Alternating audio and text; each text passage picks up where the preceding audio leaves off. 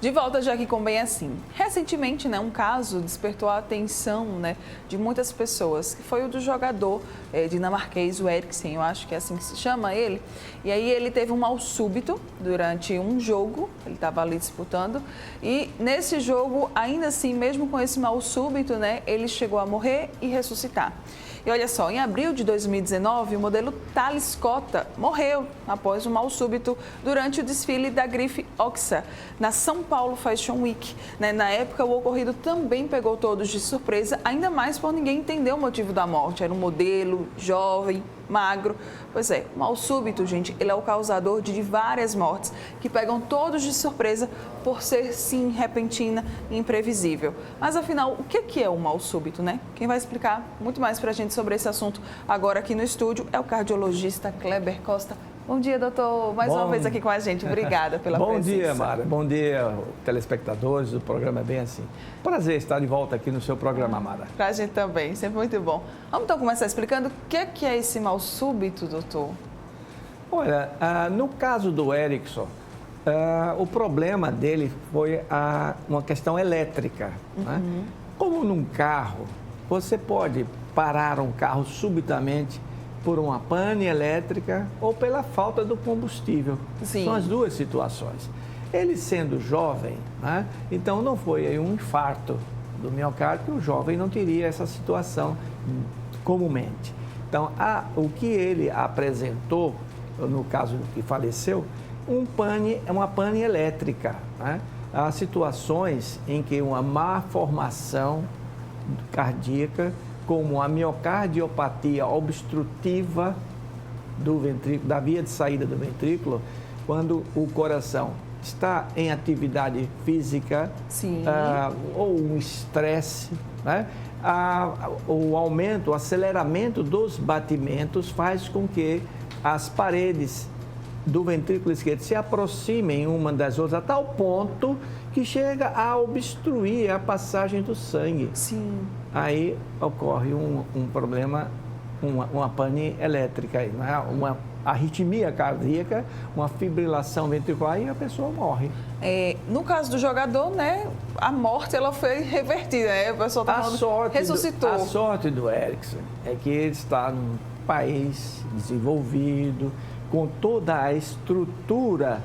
Nós temos um projeto na Câmara de Vereadores solicitando que em ambientes onde haja uma aglomeração de X pessoas, fábricas, comércio, indústrias, sim, com um número X de pessoas, seja obrigatório a presença de um desfibrilador cardíaco. Que foi o que salvou o jogador, Foi o que salvou o jogador, provou porque ali na prática existia no campo o desfibrilador e existia no campo quem soubesse manipular, que é facílimo, Então, a gente precisa aqui em Maceió disponibilizar o desfibrilador em todos os locais que haja uma aglomeração de 50 pessoas ou mais, ter esse equipamento, principalmente campo de futebol, porque a atividade física é um dos fatores que faz com que haja esse problema elétrico no coração e o coração, ao invés de bater ritmado, sincronizado, ele passa a bater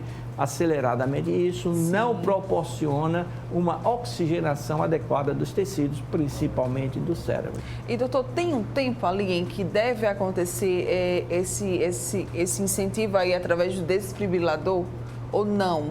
Esse tempo não vai interferir nessa morte? Não, claro que interfere, O tempo do atendimento é importante. Naquele momento, pessoas que estavam próximas do jogador entendiam que ali havia necessidade de se fazer uma massagem cardíaca.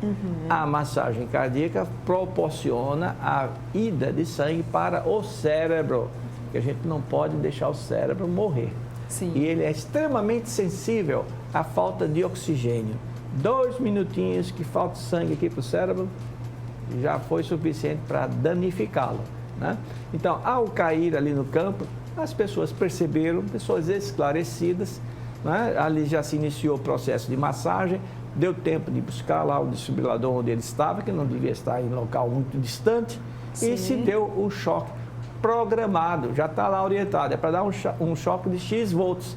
Então, vai parar, ligar o simulador, pum, aí volta o sincronismo. Estava assim, dando um choque, aí ele volta a ter a regularidade, né? Que o coração eu sempre falo para os meus clientes, olha, você não já viu uma bomba na sua casa que puxa água da cisterna e joga água para cima? O coração faz a mesma coisa, ele aspira a água das pernas, dos troncos, dos braços, para o centro, né? Dali manda para o pulmão e retorna para ser distribuído. Então a bombinha faz a mesma coisa, puxa e bombeia para cima, né? O coração também faz isso. E no meio campo existem válvulas. Sim. Eu até falo, quando a sua bombinha não está funcionando, ela não espana água, a mesma coisa acontece com as válvulas, né? Então a gente tem que estar sempre de olho nas nossas válvulas, né? no nosso sistema de condução, porque essas coisas podem não funcionar bem, principalmente as pessoas que têm história familiar. Sim. O outro lado da medalha, que seria a morte súbita por um problema coronariano, né? A gente falou aqui da parte elétrica do carro, tem a parte que leva combustível para o motor, né? Então, se há obstrução, se há entupimento nos caninhos que levam a gasolina para o motor, também poderá haver uma pane, né? Nesse caso. O carro pode parar, né? Então, aí uma coisa bem simples que eu passo para as pessoas que poderão estar nos ouvindo e estão nos vendo aqui agora. Na suspeita de que você esteja com um infarto, uma dor forte no peito, com irradiação para o braço, você sente a dor no braço, você sente também subir para a mandíbula e você prende aqui que você não consegue abrir a mandíbula, você está com a suspeita de ter um infarto, e está sozinho, está dirigindo um carro, o que você tem que fazer? Tussa, fique tossindo forte, porque você, quando tosse, você faz uma massagem no seu coração. O seu tórax expande e volta, expande e volta. Isso é uma massagem cardíaca. Uma coisa tão simples, né? Mas que a população não sabe. Pois é, né? Isso vai salvar a sua vida. Você terá tempo suficiente para se dirigir a um hospital, uma clínica, e lá ser dado início. Quanto mais precoce o tratamento ou atendimento, mais chances de se recuperar. Tanto na parte elétrica, como foi o caso do jogador, quanto na parte de fornecimento de oxigênio através do sangue, que é o infarto, né, das coronárias. Quanto mais cedo se tratar, se reverte o problema. Doutor, o senhor trouxe até aqui, né, alguns dos sintomas aí do infarto, que foi algo muito bom. No caso da morte súbita, não tem nenhum sintoma? A morte súbita, geralmente, o primeiro sintoma já é o desmaio, a síncope, né? O desmaio, né? Ele não tem, às vezes, a chance, mas poderá, né? No caso do atleta, ele dá um pique, dá uma corrida, aí no fim do pique, aí ele passa mal, é repentino, é súbito, por isso o nome, mal súbito, né? Ou morte súbita. Ele não dá tempo, né? Mas se eu estou aqui, eu tenho um estresse, estou passando por um estresse e a coisa não é muito forte, eu posso sentir, eventualmente, a falha nas batidas. Opa! E outra coisa, esse jogador já teve isso antes. Já tinha histórico, né? Tem histórico, né? Se ele for fazer uma pesquisa, ele vai lembrar, eu senti isso, mas não foi assim tão forte como agora e tal. Vai ter essa história na vida dele, né?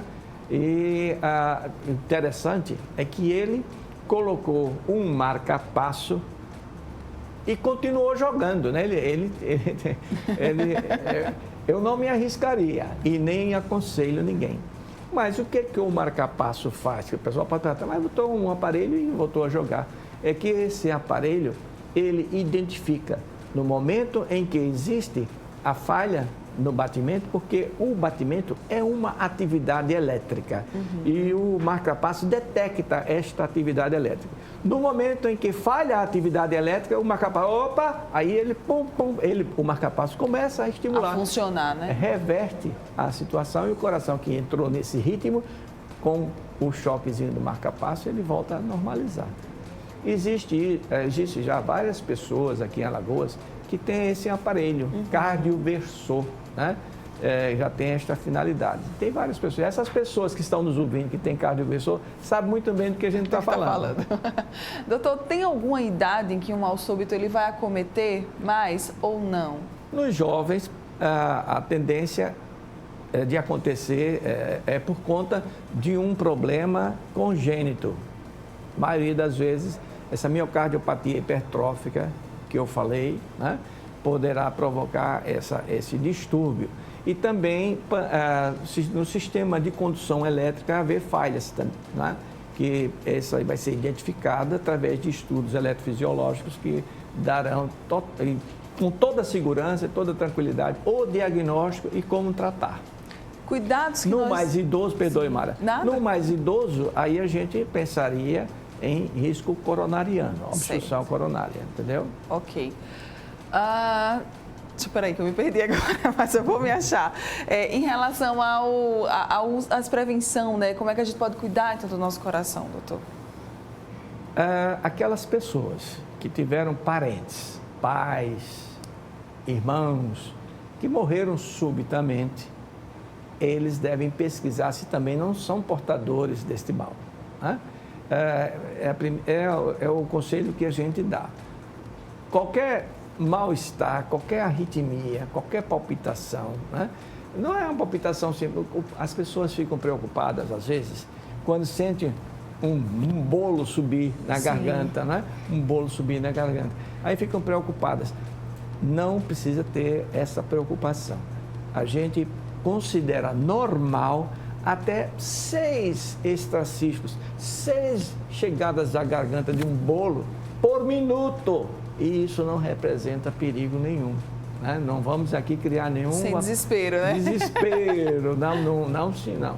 O coração é uma máquina fantástica, tem os mecanismos de autodefesa dele, né? Então, as pessoas que sentirem um bolo, de vez em quando, sente um boom maior, né? Aí deve, mais de 6, deve procurar um médico, um cardiologista para fazer a sua avaliação, principalmente aqueles com história familiar. Tá. Então, se tem história familiar de algum problema cardíaco, tem que ter sempre esse acompanhamento, né, certo, doutor? Exatamente. E os sintomas de palpitações com muita frequência, mas é uma coisa que chega a incomodar, né? Não 6 extracístolas, que isso não vai atrapalhar ninguém, faz parte. Eu costumo dizer que nós não somos robôs, não somos pré-programados, vai ser assim, tantos batimentos por minuto, independente de estar ocorrendo aqui uma situação crítica e outra, estão ouvindo uma música tranquila. Não pode, não somos. A gente vai reagir nesta situação e vai reagir nessa outra de calma, o coração vai ficar mais tranquilo e nessa aqui ele vai acelerar mais. É o normal. Isso.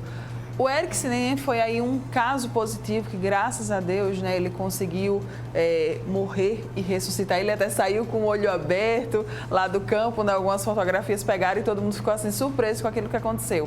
Hoje a gente entende, hoje a gente, né, já sabe um pouco mais sobre o caso dele.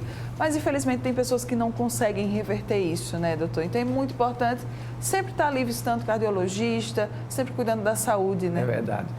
Na verdade, o Eriksen não morreu. Não morreu. Não morreu. Porque o cessar dos batimentos não significa morte. A morte acontece aqui, cerebral, né? Então, enquanto as pessoas estiveram massageando ele e mantendo a oxigenação cerebral, ele estava vivo. Então, ele não morreu. Em condições... O Elvis não morreu. Porque às vezes as pessoas... Claro, isso é normal. Acha que cessou o batimento e morreu. Isso. Não. É só quando para a atividade cerebral. Vocês sabem, transplante, né, do coração, tá grave. Mas só quando faz o exame para avaliar as ondas cerebrais é que a gente dá o diagnóstico. Morte cerebral, aí o paciente está morto, realmente. Mas as arritmias, a ausência momentânea de batimentos inadequados, quando acontece na arritmia, que cessou a atividade. Os batimentos não são suficientes para mantê-lo jogando na atividade. Então, ele, como uma máquina, ele desfalece. Mas, imediatamente, se a gente mantiver a função cerebral dele, enquanto chega o atendimento, claro que essa função cerebral não vai durar horas, né? Essa atividade, esse acolhimento, esse esforço que os outros estão fazendo, não vai ser suficiente para mantê-lo vivo por horas, mas vai mantê-lo vivo o suficiente para chegar o desfibrilador e depois levá-lo para um atendimento adequado. Tanto que ele saiu com os olhinhos abertos lá, né? Isso. Uma aula, gente, uma aula. Doutor Kleber Costa aqui com a gente. Doutor, obrigada pela sua participação. Eu que agradeço. Qual que é a mensagem, então, que a gente deixa, né, aí para o pessoal, quando a gente fala de coração, de se cuidar, de morte súbita? Os atletas, as pessoas que pretendem exercer atividade esportiva, devem fazer sua avaliação com o cardiologista para detectar este tipo de problema que por acaso possa existir, né? E orientar aquela pessoa: olha, você não pode exercer essa atividade, exerça essa. Olha, você tem essa cautela, você uma vez por ano faça um exame tal. Aí sim, procure, se você quer ser atleta profissional, procure um especialista para avaliar sua condição física. Muito bem. Obrigada mais uma vez, doutor, pela sua participação. Doutor Kleber Costa aqui com a gente, tá? Você pode acompanhar também lá pelo Instagram muitas outras dicas e postagens desse médico renomadíssimo aqui em Alagoana. Obrigada mais uma vez. Bom dia, doutor. Obrigada pela sua participação. E bom dia para você também. Muito obrigada também pela sua companhia aqui com a gente nesta terça-feira. Amanhã estaremos de volta, tá? Então, 9h30 da manhã, né? A partir de 9h30 da manhã, eu aguardo você aqui na telinha da TV Mar. Tchau, tchau. Bom dia.